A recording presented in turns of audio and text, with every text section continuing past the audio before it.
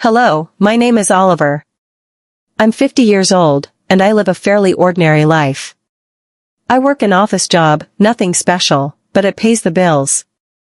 I've been with this company for nearly 5 years now, and while I don't love my job, I don't mind it either. I keep my head down, do my work, and try not to cause any trouble. My boss, Mr. Alfie, is a decent man, distant, very focused on his work, and always keeps things strictly professional between us. I respect him, he gives me tasks, I complete them, it's a simple job. Our relationship is strictly professional, and I'm fine with that. His wife, Mrs. Ariel, though, that's a different story. I've seen her a few times at company events. She's stunning, always impeccably dressed, with an air of elegance and quiet confidence that demands attention the moment she enters a room. She's a few years older than me, but there's something captivating about her. I noticed her, but I never thought much of it. She was, after all, my boss's wife. But then, one evening, something happened that changed everything. It was just a regular Tuesday. I was sitting at my desk, minding my own business, when I saw a notification pop up in my inbox. It was from Mrs. Ariel. I stared at the subject line for a few minutes before opening the email. Can we talk? I won't lie, I found it strange. I had never received a direct email from her before. Everything between us had always been filtered through Mr. Alfie or brief encounters at company events. The message itself was simple but clear. I'd like to talk to you in private. Can you come to my house tomorrow evening? Just a quick chat. No one else will be there. I read it a few times, unsure of what to think. Why would she want to meet me? I had no idea, but something about the request sparked my curiosity. I told myself it was probably something work-related. After all, she was married to my boss, maybe there was something I could help with. The following evening, I drove to their house. The neighborhood was as luxurious as you'd expect for someone like Mr. Alfie, gated, quiet, with beautiful homes all around. When I parked in front of their estate, I took a deep breath, exhaling slowly. I didn't know what to expect, but something about this felt strange. Mrs. Ariel opened the door herself. She had the same composed demeanor as always. Oliver, thank you for coming, she said, stepping aside to let me in. Her voice was calm, but there was something more this time, something that made me slightly uneasy. She led me through the house, and we ended up in the living room. She sat down on the couch and patted the space next to her. I hesitated before sitting down, trying not to overthink the situation. We talked for a while. She spoke about feeling disconnected from everything, her life, her relationship with Alfie, her daily routine. I just listened. She wasn't asking for advice, she was venting. It was clear she felt lonely, that her life hadn't turned out the way she had hoped. Then she said something that completely threw me off. I'm lonely, Oliver, she whispered, almost as if she were admitting it to herself. I need someone to talk to, someone who won't judge me. The weight of her words hit me hard. This wasn't just casual conversation. She wasn't just a bored housewife venting about her husband, this was something deeper. And I was the person she had chosen to confide in. We spent the next hour talking about everything, her life, her marriage, her frustrations. The more she spoke, the more drawn I felt to her. The distance between us seemed to disappear, and for the first time, I saw her not as my boss's wife, but as a person, a real person, struggling. When the conversation ended, I stood up to leave, and so did she. But when she looked at me, there was something different in her eyes. Thank you for listening, Oliver, she said. As I turned to go, her hand brushed against mine. You have no idea how much this means to me. It was a fleeting touch, but it lingered. I left that night feeling conflicted. Was it just a friendly gesture? Or was it something more? I didn't know. But I knew one thing, things would never be the same again. That was the moment everything began. And I had no idea what I was getting myself into. The next few days were strange. I couldn't stop thinking about that night, replaying the conversation in my mind, analyzing every word, every glance, every touch. It had been a simple, seemingly innocent encounter, but something about it had shifted. At work, everything remained normal. Mr. Alfie was the same as always, distant, focused on his tasks, showing no signs that anything had changed. Mrs. Ariel, however, was a different story. She was still polite and professional, but now there was a certain tension between us. It wasn't obvious, but it was there, an unspoken connection that hadn't existed before. I didn't understand what it meant. I wanted to ignore it, to pretend nothing had changed, but I couldn't. The memory of her hand brushing against mine, the way she looked at me as I left, haunted me. I knew I couldn't go back to how things were. Something had been set in motion, and I couldn't stop it. A week passed, and I hadn't heard from her. I told myself that was for the best, maybe she just needed someone to talk to, and now that she had, everything could go back to normal. But deep down, I knew that wouldn't happen. Then, one late evening, I received another email from her. Subject: can we meet again? My heart skipped a beat.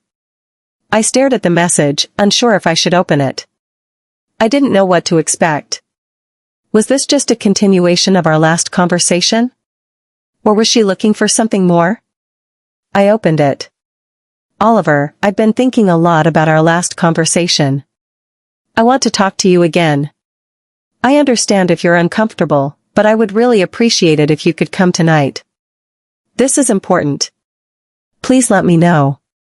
I wasn't sure what was more concerning, the fact that she wanted to see me again, or the urgency in her words. I had no reason to refuse, but at the same time, I had no idea what I was walking into. And yet, I couldn't ignore her request. Some part of me, a deep, reckless part, wanted to see where this would go. I told myself it was just another conversation. I could handle it. It wasn't like she was going to make a move, she was married to my boss, after all. This wasn't something I could let get complicated. And yet, I found myself driving to her house again. The familiar neighborhood looked the same, but to me, it felt different, like the weight of the situation had changed everything. When I knocked on the door, she answered almost immediately. This time, she looked different. Her face was more serious, but there was still a softness in her eyes that drew me in. Oliver, she said, her voice steady but no longer as calm as before. Thank you for coming. I followed her inside. She led me to the same living room, but this time, she didn't sit on the couch. She stood by the window, looking out before turning to face me, as if gathering her thoughts. I've been thinking, she began, her tone more serious now. About everything I said last time. About my marriage. My life.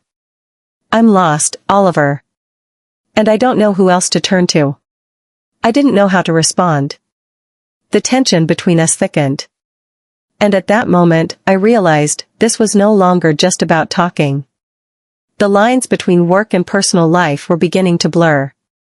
And I had no idea how to stop it. At that moment, I stood there, my mind racing with conflicting thoughts. She wasn't just looking for someone to talk to, there was something deeper, something she was trying to convey without saying it outright. I don't want to make you uncomfortable, she suddenly said, her voice softer than before, breaking the silence. I know this isn't easy, but sometimes I feel like I'm suffocating in my own life. Life, you know, it's hard to explain. I nodded, unsure of what to say. It wasn't that I didn't understand, actually, a part of me could relate to her. I mean, who hasn't felt stuck at some point in their life? Trapped in a routine they couldn't break free from. But this was different.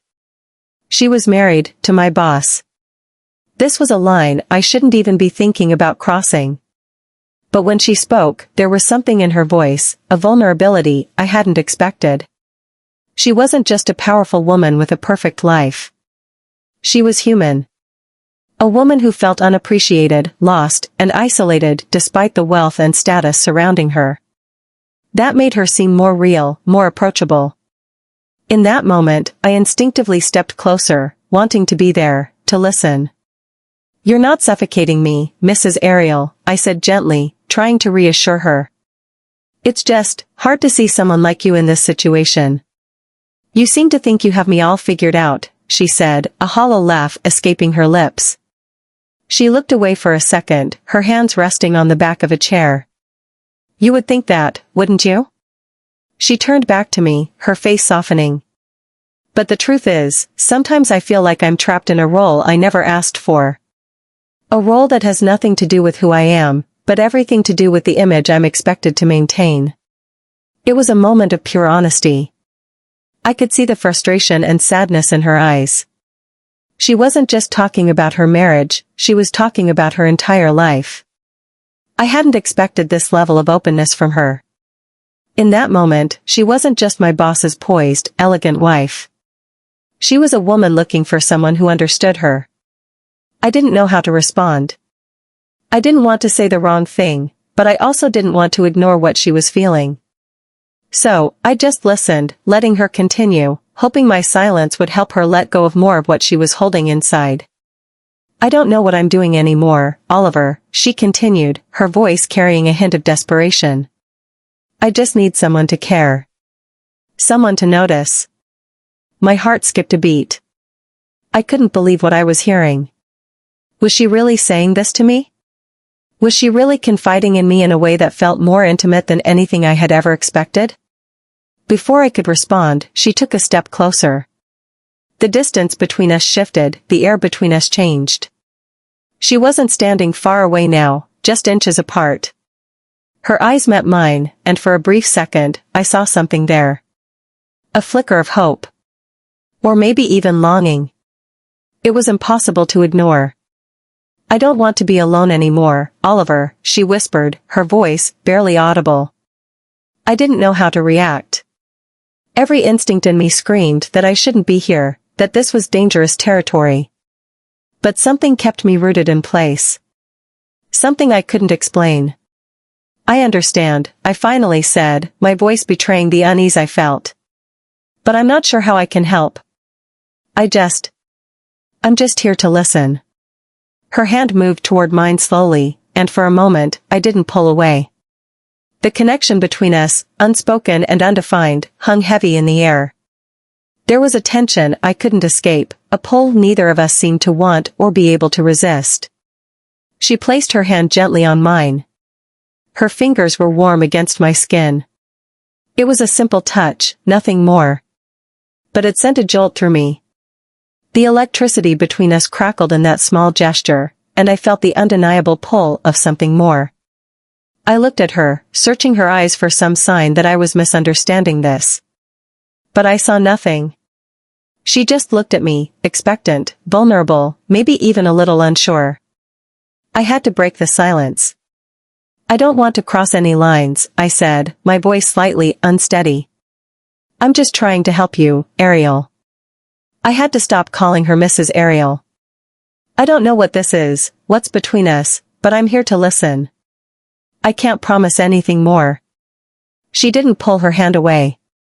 Instead, she looked at me, a small, sad smile playing at the corners of her lips. "I know," she whispered. "I don't want to promise anything either. I just need someone to talk to, Oliver. I don't want to feel invisible anymore." The air between us thickened, and I knew that, in that moment, everything had changed. Whatever this was, it wasn't just a simple conversation.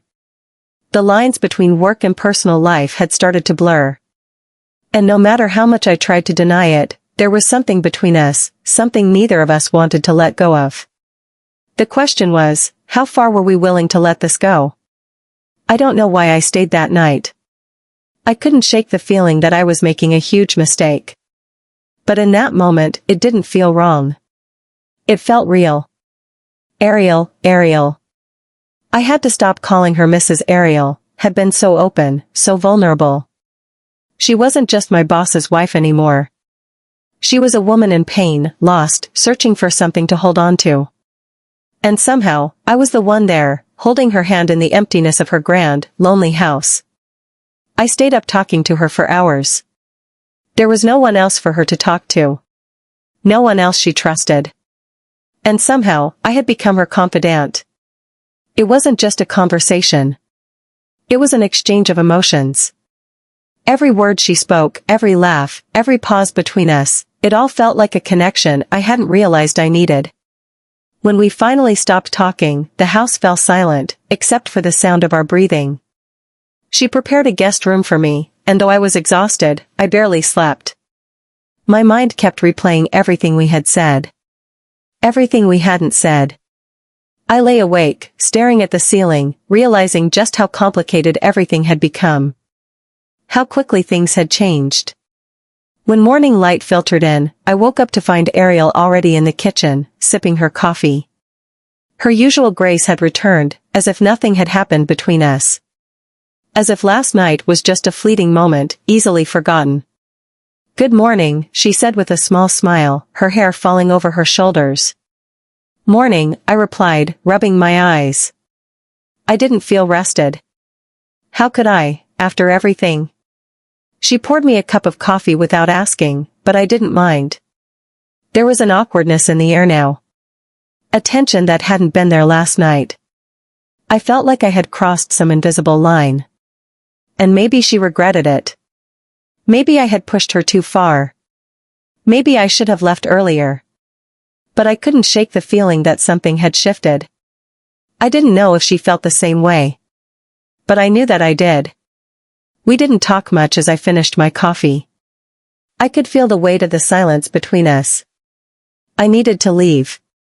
To get out of this situation before things got more complicated. But a part of me didn't want to. A part of me wanted to stay. The sound of a car pulling into the driveway cut through the air. My heart skipped a beat. It was Alfie. I knew he'd be back soon, but hearing the car sent me into panic. I had to go. I couldn't be here when he returned.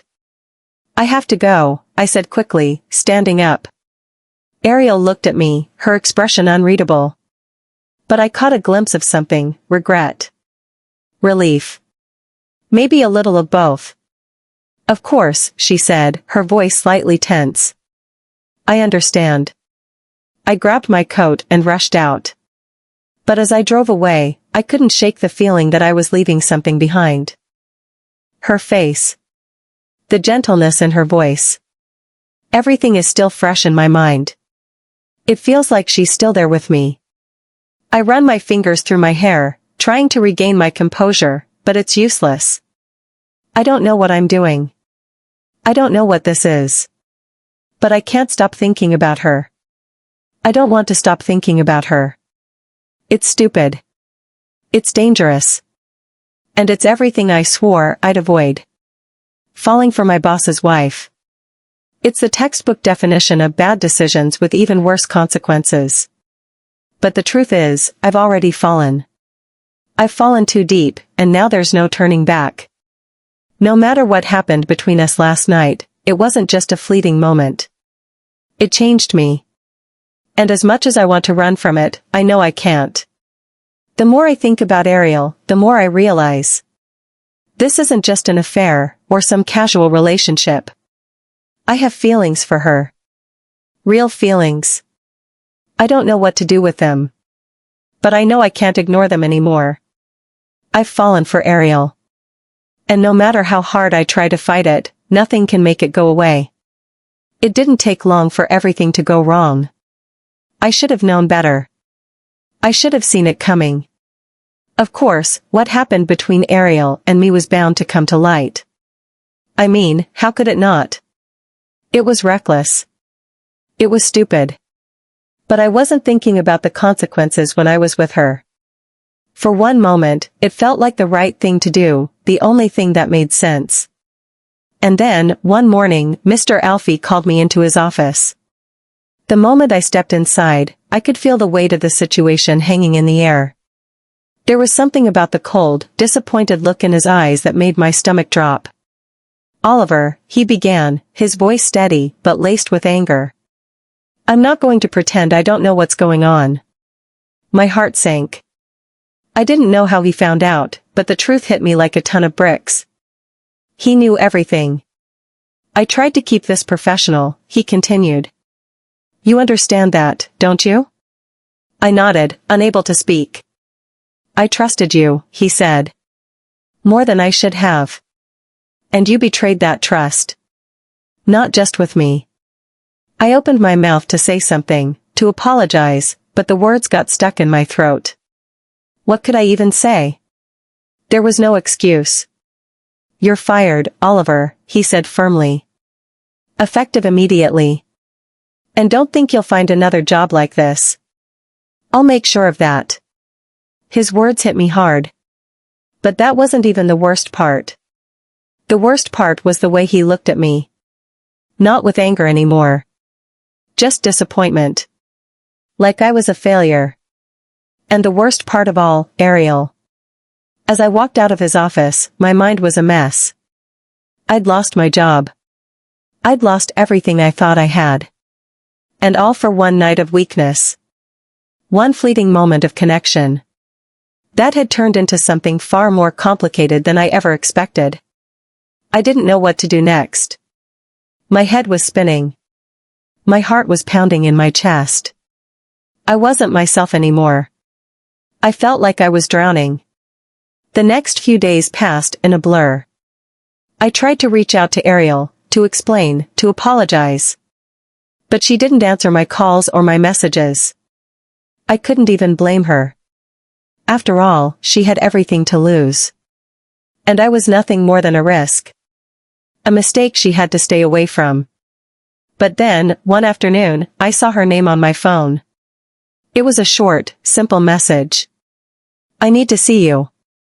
Please. We need to talk. I stared at the message. Part of me wanted to see her. To hear her voice. To understand where we stood. But another part of me knew, it was too late. We had crossed a line we could never come back from. I ignored the message. I didn't reply.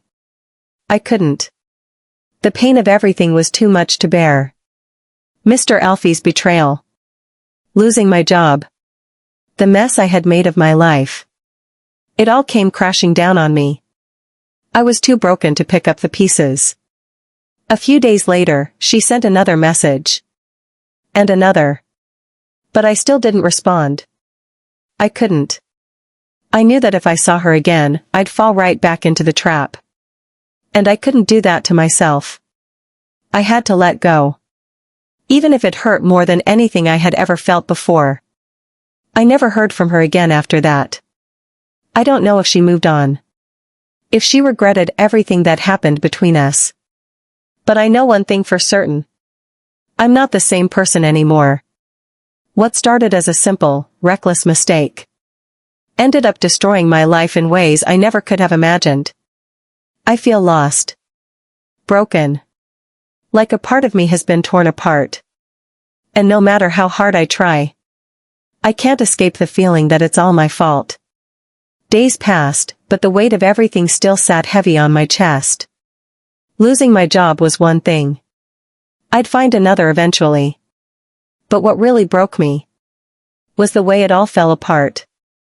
The way I let myself believe, even for a second, that what happened between Ariel and me could have been something more. I tried my best to move on. I updated my resume. Started looking for jobs. Tried to push everything out of my mind. But it wasn't that easy. Every time I checked my phone, I saw her name in the unread messages I had ignored. Then, one evening, as I was walking home from yet another meaningless stroll through the city, I saw her. Standing outside my apartment building. Near the entrance, arms crossed. As if she had been waiting for a long time. My heart skipped a beat. But I kept walking. Maybe if I ignored her, she'd get the message. Oliver, she called, stepping toward me.